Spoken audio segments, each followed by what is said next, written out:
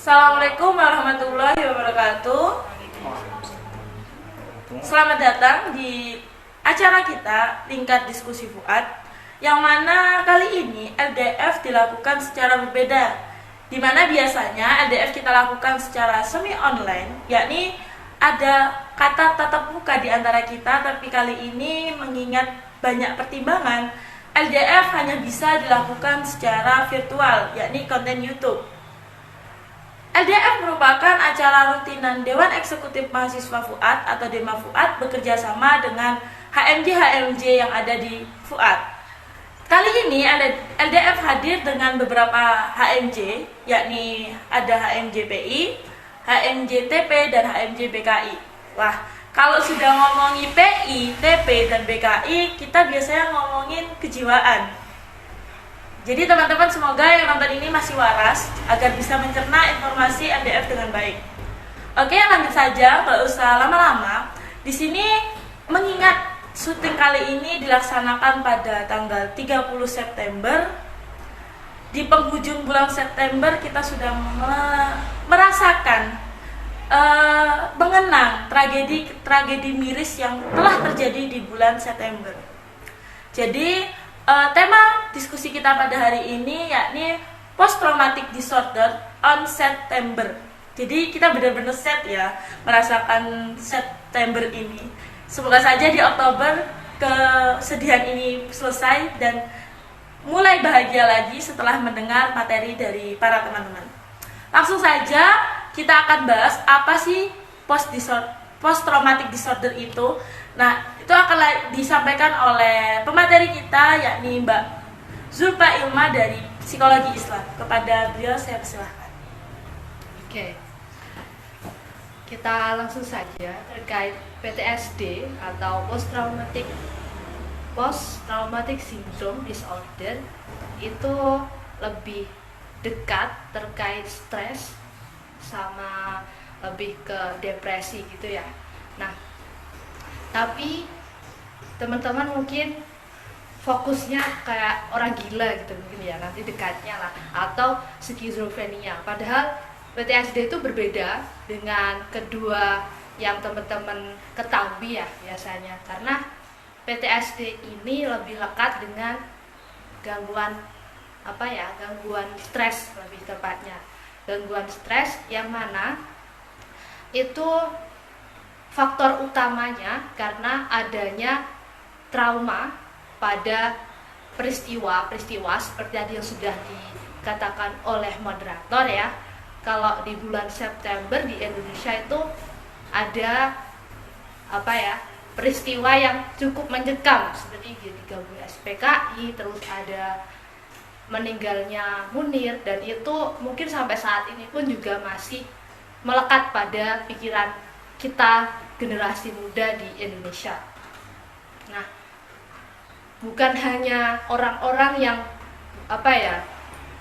masuk di dalamnya atau mungkin tertuduh sebagai ini loh orang-orang Gerwani, ini orang-orang yang menjadi ex PKI kayak gitu. Sampai sekarang pun ada diskriminasi. Tentu hanya labeling aja itu bisa membuat orang lebih tertekan, dan tekanan yang terjadi pada orang-orang tersebut, baik itu penyintas ataupun kita lah ya, pasti akan mengalami stres, dan stres yang akut itu nanti membawa diri kita masuk ke lingkungan atau bisa didiagnosis sebagai PTSD. Lebih ke bukan penderita ya, lebih apa sih Mbak ya? Kalau kita bilang itu bisa jadi penyintas. Kalau penderita kan khusus penyakit. Yeah. Kita kan biasanya nyebutnya klien kan. Jadi lebih ke penyintas sih. Ya begitu ya. Dan biasanya kalau penyintas itu mereka yang sudah lebih kuat dan lebih kebal ya, lebih kebal dari adanya peristiwa-peristiwa tersebut. Nah, lebih luasnya lagi, sebenarnya ada dua faktor utama sih, karena lingkungan yang membuat kita tertekan dan peristiwa tragedi seperti kayak tsunami di Aceh itu lingkup ke kebencanaan, karena PTSD ini sangat luas faktornya, tidak hanya sosial lingkungan yang menekan kita, tapi juga seperti kebencanaan. Dan mungkin dari teman-teman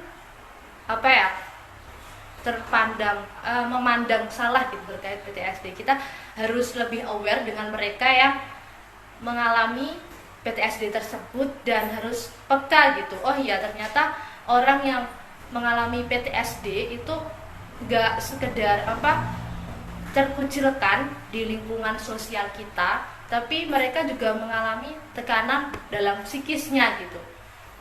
Kita juga harus terbuka. Dan kalau dalam lingkup psikologi sesuai dengan PPDGJ 3 atau pedoman diagnosis gangguan jiwa.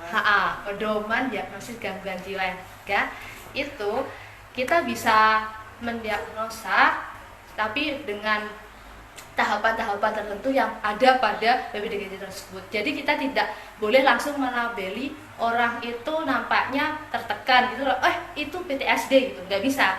Jadi kita harus benar-benar anamnesis namanya, kita harus mengetahui dulunya orangnya seperti apa. Terus setelah dia mendapatkan stimulus ini, itu nanti responnya seperti apa, dampaknya apa pada diri seseorang tersebut.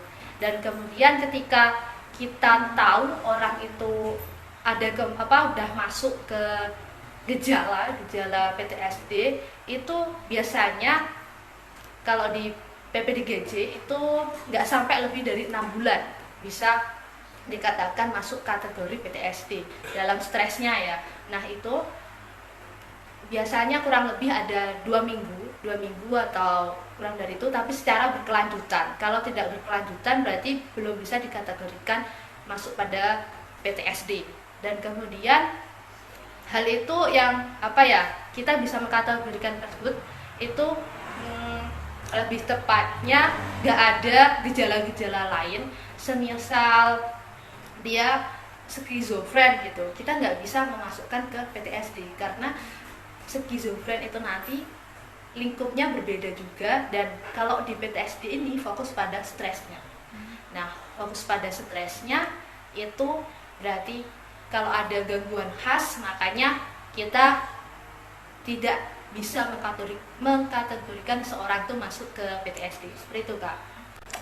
Jadi gitu ya, gini, mengingat ya yang kita bahas kan September nih, kita sebagai masyarakat yang ada di sini kan sudah tidak merasakan sebenarnya, tapi kenapa sih masih ada yang kayak kena PTSD dari kejadian yang sudah bertahun-tahun lalu, tapi masih aja menimbulkan rasa ketakutan bahwasanya mungkin nih kan PTSD itu kan trauma ya, trauma nih, jangan-jangan setelah kabinet Jokowi 2024 nanti kabinetnya siapa entahlah itu ada lagi nih PKI, kan di situ kan timbulnya trauma yang ditakutkan bahwa kejadian ini akan terjadi lagi. Terus menurut Zulfa sendiri nih, menurut mahasiswa PI sendiri nih, gimana sih cara kita sebagai mahasiswa untuk membantu masyarakat yang memiliki ketakutan agar tidak berlarut lah? Mungkin salah satu ketakutan ini berlarut ya dengan terusnya dikenangnya kejadian kelam itu kan.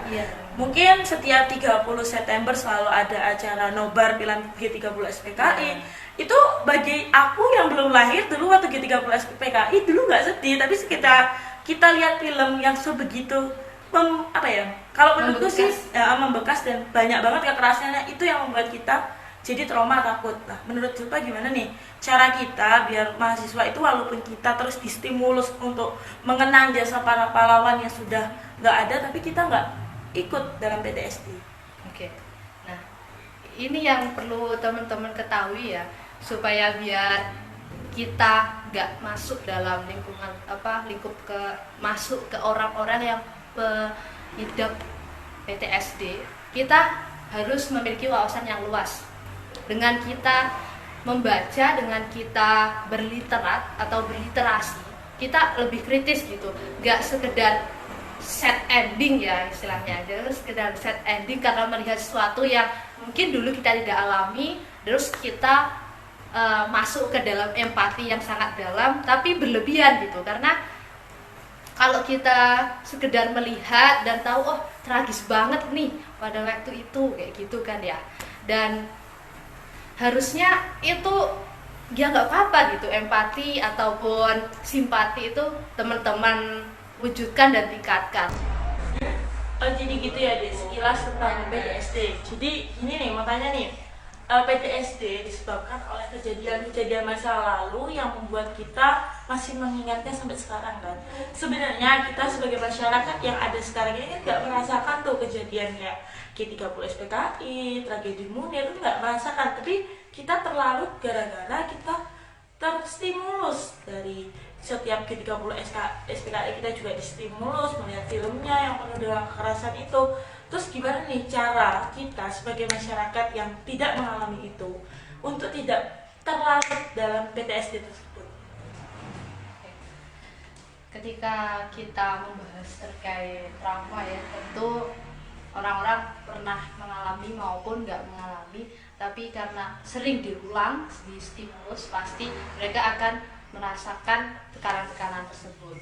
Dan biasanya rasa empati yang berlebihan itu bisa mendorong itu juga, karena ketika kita merasakan mendalam apa yang dirasakan oleh apa yang kita lihat gitu ya, itu kita merasa sedih dan terus sedih. Jika itu tidak diimbangi dengan wawasan yang lainnya, tentunya itu bisa apa istilahnya, kita bisa down gitu, bisa nggak bisa beraktivitas secara normal seperti sebelum kita melihat hal tersebut. Seolah-olah kita kayak menuntut gitu, kok gini sih, kok gini. Itu kan udah berlalu, walaupun kita di masa sekarang ya nggak apa-apa itu kita kayak memperingati, tapi jangan terlalu mendalami hal tersebut yang bisa membawa diri kita ke apa istilahnya pengidap stres gitu, stres yang mana itu nanti bisa lah membawa kita lebih apa ya,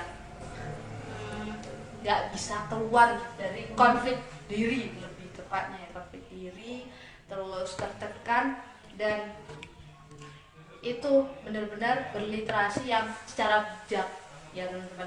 Ketika ada informasi terkait itu, ya udah kita baca aja, kita terima, tapi kita olah lagi apakah udah benar hal tersebut, apakah itu sudah benar-benar fakta gitu. Karena terus penelitian terus berkembang, dan sejarah pun kita juga belum tahu apakah itu benar-benar terjadi atau ada hal yang lainnya yang tidak kita ketahui. Jadi teman-teman nggak perlu menekan diri lebih terkait hal-hal yang belum kita rasakan, tapi nggak apa-apa kita simpati, lebih ke simpati aja gitu dengan hal tersebut. Jika ada orang di sekitar kita yang menjadi penyintas pada tahun itu, lah kita ya harus peduli dengan mungkin tidak membicarakan hal tersebut kepada orang dan kepada beliau. Terus kita sendiri nggak sering-sering menuntut harusnya orang dulu itu seperti ini, karena kan memang konsekuensi dari setiap tragedi itu pasti ada. Ketika kita ngobrol terkait konflik yang belum berkesudahan sampai sekarang masih terus diperbincangkan dan mungkin dianggap tabu juga, itu kan bisa membuat kita semakin tertekan ya. Istilahnya kita itulah lebih tepatnya berliterasi supaya kita kritis dan gak terlalu termakan dengan informasi yang tersebar di lingkup maya ya. Berarti intinya bagaimana kita menggambarkan empati kita ya. Kita boleh berempati tapi jangan larut dari empati ya. Mungkin itu dari sudut pandang psikologi Islam terkait PTSD. Nih aku mau tanya nih ke tasawuf psikoterapi. Di sini ada Mbak Kisna Nadia Fariha terkait bagaimana sih tasawuf psikoterapi, khususnya dalam bidang terapinya ya, itu melihat gejala-gejala PTSD yang ada atau menanggapi orang-orang yang terkena gangguan post traumatic disorder ini. Ya, sebelumnya post traumatic disorder ini udah dijelaskan sama mbaknya, yang mana itu lebih ke gangguan psikis ya. Terapi itu ada psikoterapi dan juga ada fisioterapi. Nah sekarang yang diusut dari jurusan saya kan tasawuf psikoterapi, yang mana lebih ke psikoterapi. Sebenarnya banyak sih mbak seputar terapi-terapi yang mengusut tentang psikis, terutama pada stres ini ya. Tapi yang saya usut di sini hanya 3 aja ya mbak, nggak usah panjang-panjang. Lebih ke hipnoterapi juga bisa, karena di situ kita memberikan stimulus-stimulus, sugesti-sugesti positif kepada pengidap gangguan, nggak hanya stres saja, mungkin juga gangguan-gangguan lainnya juga bisa. Tapi lebih ke stres juga, yang mana post traumatik pada tema kali ini, hipnoterapi itu juga bisa menjadi suatu solusi untuk mengobati seseorang yang pada dahulunya juga pernah mengalami tragedi-tragedi yang tidak mengenakan, tanda kutip seperti itu. Pengaplikasian hipnoterapi itu kita memberikan sugesti, kemudian dia diberikan apa ya? Dia diberikan suatu untuk mendalami alam bawah sadarnya. Dari alam bawah sadar kita bisa memberikan stimulus-stimulus, energi-energi, maksudnya sugesti-sugesti positif yang akhirnya bisa membangkitkan semangatnya kembali dari tragedi itu. Mungkin cerita kisah-kisah yang tidak mengenakan bagi dia, kemudian dia bisa bangkit kembali. Itu salah satu terapi yang bisa jadi solusi. Kemudian ada terapi-terapi psikis lainnya yang itu lebih ke meditasi, atau bisa lebih menjurus lagi DNSA namanya, Dzikir Nafas Sadar Allah. Yang itu pengaplikasiannya itu ketika kita dengan seiringnya kita bernafas, kita juga berzikir. Banyak tokoh-tokoh ataupun pengalaman-pengalaman dari banyak orang, ketika kita religinya itu ikut dalam batin kita itu ikut dengan fisik kita, akhirnya apa yang fisik sakit, umpamanya fisik kita sakit, akhirnya batin kita juga merasakan sakit kan otomatis. Nah dari situ kita mengobati dulu batin, kemudian yang akhirnya impactnya juga ke fisik juga, mungkin seperti itu kurang lebihnya. Jadi ada beberapa terapi memang ya untuk mengatasi traumatic disorder ini. Terus nih aku mau tanya nih, kan kalian itu fokusnya pada psikoterapi. Apa sih kunci pada penerapan sebuah terapi agar terapi itu bisa benar-benar memberikan dampak atau terlaksana pada individu khususnya yang terkena PTSD? Sebenarnya nggak banyak sih mbak. Tergantung kepada seseorang yang mengidap penyakit itu tadi, dia itu memiliki kemauan atau menolak. Karena kalau seseorang pribadi itu sudah memberikan penolakan dengan suatu terapi yang diberikan, percuma kita memberikan solusi apapun itu. Nggak jauh sih seperti kayak konseling juga, kalau dia nggak menerima apa yang disugestikan pada konselornya, ya sama aja. Itu mungkin yang pertama. Yang kemudian itu dia sukarela, niat, benar-benar sadar, ingin penuh kesadaran dan sukarela ingin mengikuti apa yang diberikan, apa yang dikasih sugesti, apa yang distimulus kepada dia, yang akhirnya impact-nya dan output-nya itu juga jelas kepada dia. Mungkin itu dari tasawuf psikoterapi ya, terkait bagaimana sih PTSD atau post traumatic disorder ini bisa teratasi dengan psikoterapi yang telah diterapkan atau yang telah diajarkan dari sudut pandang tasawuf psikoterapi.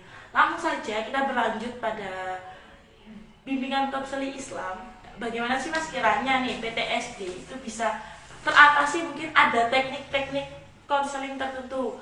Mungkin di PI aku pernah nemu buku itu 40 teknik konseling. Itu kan juga ada banyak itu konseling yang seharusnya diterapkan. Kiranya untuk PTSD ini konseling mana sih yang cocok atau masuk bisa diterapkan untuk mengurangi PTSD ini sendiri? Iya. Kalau di konseling itu kan, konseling itu berarti suatu bantuan yang diberikan kepada klien itu berupa pembicaraan yang komunikatif. Jadi intinya di sini kita sebagai konselor, bisa dikatakan konselor itu hanya memfasilitasi, tapi yang mengeksekutor itu adalah si klien tersebut. Jadi kita hanya memfasilitasi saja. Nah, untuk masalah dia mengaplikasikan hal itu dalam penyembuhan dirinya, itu juga bergantung si klien. Nah, di sini saya juga sedikit memberi gambaran karena bimbingan konseling Islam itu kaitannya juga ada Islamnya dan nilai religiusnya. Tadi hampir sama seperti yang dikatakan dari TP ya, Mbak Gista tadi. Jadi kalau di bimbingan konseling itu ada namanya konseling traumatik. Nah, untuk mengobati, nah itu diberikan oleh konselor kepada klien yang mengalami trauma. Yaitu stimulusnya ya berupa mungkin awalnya itu pembicaraan menggali informasi. Attending. Ya, attending betul. Nah, tapi ini yang membedakan klien biasa dengan klien yang memiliki trauma. Ada perbedaannya. Kalau klien biasa mungkin kita menggali itu ya masalah satu dikaitkan dengan masalah yang lain. Tapi kalau untuk konseling traumatik ini hanya satu fokus permasalahan yang dialami, trauma yang dialami.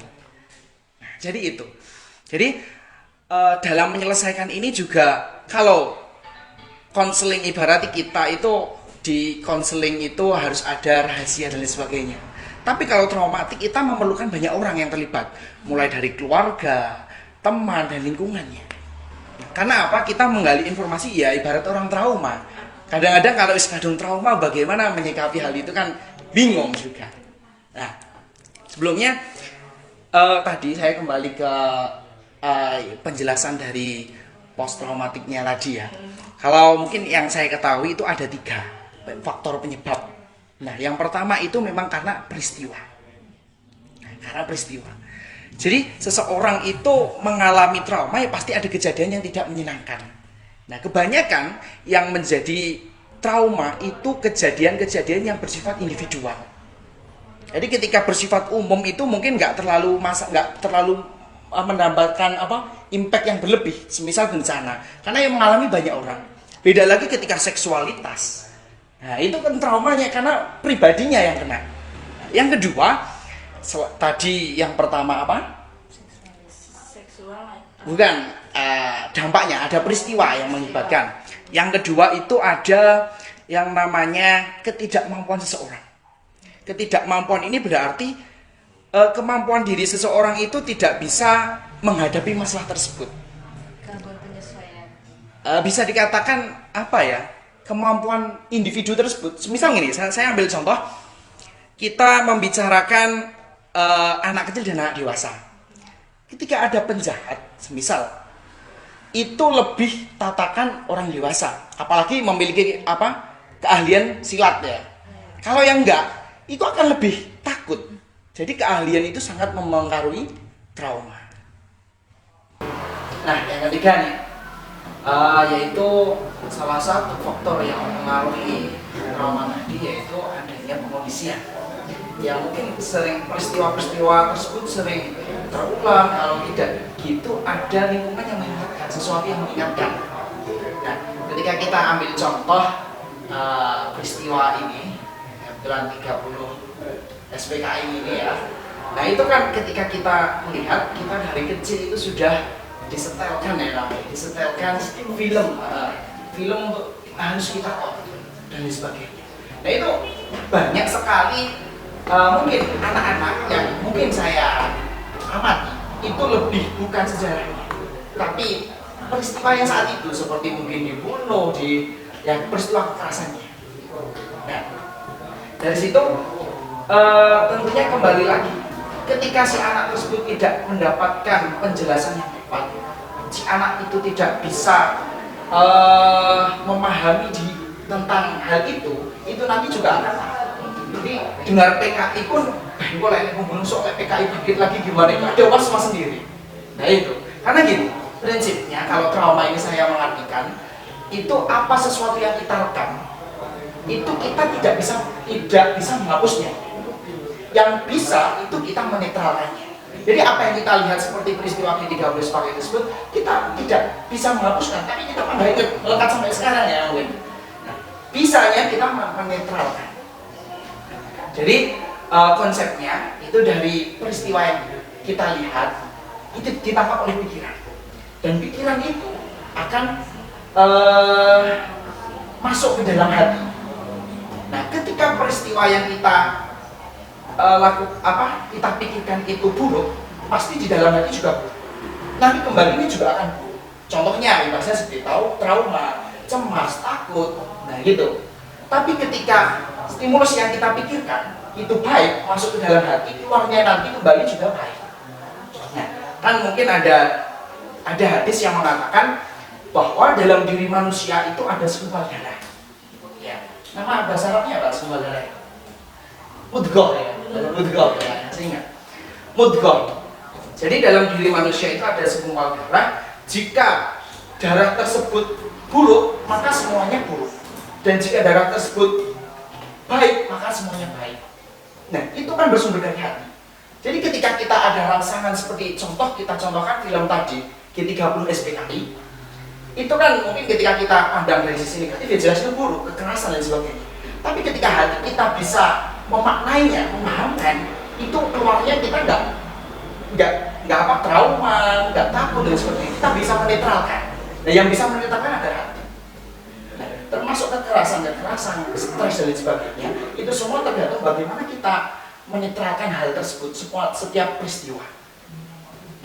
Nah, kuncinya dalam hati itu untuk menetralkan adalah sebuah ketenangan.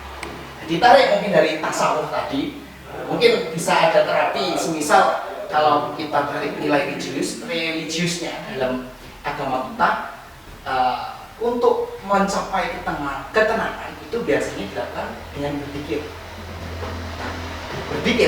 Tapi kenapa kok banyak orang yang berpikir tapi kok banyak yang efek dan sebagainya? Karena ada satu kunci yang lupa.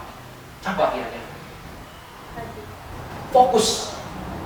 Jadi ketika berpikir itu juga harus fokus. Nah, itu akan menetralkan. Nah, coba kita rasakan, lihat sholawat ya. Sholawatnya biasanya Sallallahu ala Muhammad. Nah, itu ketika kita dalam hati itu sejuk. Nah, ketika hati itu sejuk akan menenangkan. Pikiran kita akan rileks. Nah, seperti itu. Nah, jadi semua itu berawal dari diri kita. Ya, termasuk kita dalam menyikapi peristiwa-peristiwa tersebut, itu mungkin yang perlu yang diperhatikan oleh teman-teman, apalagi mahasiswa, perlu disebarluaskan. Jadi yang bisa mengontrol diri kita ya diri kita sendiri. Jadi kita sebagai mahasiswa harusnya bisa memahamkan orang lain. Nah, termasuk pengendalian tadi, gitu ya. Mungkin itu dari sumber bimbingan konseling Islam ya. Langsung aja, inti dari bahasan kita kan peristiwa yang terus-menerus diperingati, terus-menerus di stimulus di otak para generasi bangsa, bahasanya peristiwa itu menyakitkan dan akhirnya menimbulkan post traumatic syndrome disorder itu kan, PTSD kan. Nah, menurut kalian gimana nih dengan salah satu contoh kayak peringatan di 30 SPKI yang ditampilkannya film di 30 SPKI terus menerus, dan itu kan menimbulkan stimulus baru, kita mengingat lagi kayak gini, semisal nih si Mas Aziz nih ya diputusin pernah punya kenangan buruk sama mantannya, tiba-tiba dia diingetin nih sama Mbak Disna selaku temannya, kamu ingat mantannya itu kan, lukanya kembali lagi sama kayak luka di G30 SPKI ya. Sebenarnya nanti Oktober kita juga mungkin agak lupa, November mulai lupa, nanti Januari gak mengingat, moro-moro September itu lagi. Menurut kalian gimana sih? Bagus gak sih penerapan pemutaran film G30 SPKI terus menerus kepada generasi bangsa baik tingkat sekolah dasar, sekolah menengah, bahkan tingkat mahasiswa itu bagus atau tidak? Jika bagus, kenapa? Dan jika itu tidak sesuai atau menimbulkan dampak buruk, itu pengatasannya gimana? Seharusnya gimana sih kita untuk memperingati G30 SPKI atau tragedi-tragedi hitam yang ada di Indonesia itu seharusnya seperti apa? Mungkin bisa dimulai dari Mbak Zulfa. Terima kasih. Ya, terkait itu tadi ya, kita setuju atau enggaknya peringatan tersebut. Kalau dari saya bisa dikatakan setuju, bisa dikatakan tidak, karena ketika kita melihat atau menonton film tersebut itu kita mendapatkan wawasan baru kalau kita udah paham. Tapi kalau orang-orang yang masih belum paham terkait itu maksudnya apa, terus kok saling membunuh, saling melakukan kekerasan. Nah, tentunya film tersebut harus ada pendampingannya. Nah, ketika itu terjadi, saya setuju. Tapi kalau hanya diputarkan dan mengingat yang tragis-tragisnya aja, ya udahlah, kayak kita cari faktor untuk diri kita semakin sedih gitu, semakin sedih, dan kita nggak bisa ngatasi sendiri gitu. Ya itu istilahnya mencari masalah yang mungkin teman-teman nggak tahu nanti terpecahnya seperti apa ya, karena ya itu nggak ada pendampingan siapa yang lebih paham terkait hal tersebut. Jadi ketika itu tidak ada pendampingan putaran film, itu akan berdampak buruk, baik itu remaja, orang tua, ataupun mungkin bisa saja yang mendengar itu orang-orang yang dulunya dicap sebagai mungkin gerwani yang tadi sudah saya bilang, atau yang sebagai keluarga PKI, tapi mereka nggak tahu apa itu gerwani, apa itu PKI. Nah, jadi seperti itu, perlu adanya pendampingan terkait pemutaran film. Oke, mungkin itu ya, dari anak TI itu tetap harus ada pendampingan. Lalu nih, buat tasawuf psikoterapi, kiranya gimana nih cara memperingati yang seperti itu dianjurkan atau baik atau tidak sih? Pertanyaannya baik atau tidak ya? Dan jawaban saya nggak ada jawabannya. Jadi gimana? Tapi lebih ke mencintai apa yang tidak dicintai. Jadi kita tuh berdamai gitu. Nah, seperti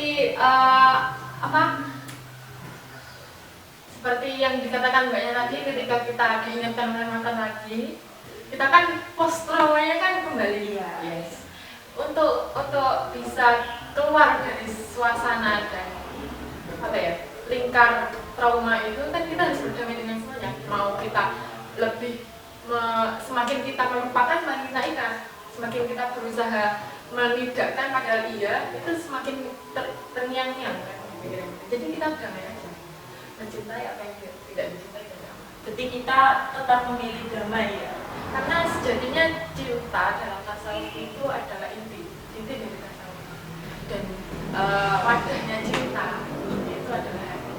Jadi kalau hati kita berdamai dengan segalanya, ya mungkin apa yang trauma di yang kita idap, entah itu trauma akibat tragedi sejarah ataupun trauma yang lainnya, mungkin kita selambat laun dengan stimulus berdamai, akhirnya mungkin bisa sembuh. Jadi ketika itu ditayangkan, kita harus berusaha mengendalikan perdamaian yang ada. Itu dari tasawuf psikoterapi. Kita bisa dengar nih dari konseling, bimbingan konseling Islam, gimana sih dengan cara memperingati yang tadi saya sebutkan. Kalau saya masih terngiang-ngiang cintanya dia. Dari hati saya kok mandek gitu. Karena memang semua berawal dari hati ya dalam tasawuf. Tapi kalau saya pribadi memandang, itu tergantung kita memandang dari sudut pandang mana. Ketika kita memandang dari sudut pandang yang buruk, jelas efek yang ditimbulkan ketika tidak bisa di manajemen atau tidak bisa dikondisikan, itu dampaknya buruk. Tapi ketika kita melihat dari sudut pandang yang positif atau baik, itu juga mengingatkan pada kita betapa susah payahnya pahlawan untuk